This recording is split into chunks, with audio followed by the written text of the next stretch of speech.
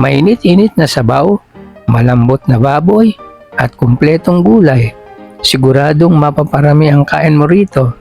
Ako po si Ka Orly ng Ka Orly TV. At ngayong araw, ipapakita ko sa inyo ang aking sariling bersyon ng Pork Pochero. May twist ito sa ingredients para mas lalong malasang malasa. Panoorin ninyo hanggang dulo para makita ang aking simpleng sikreto.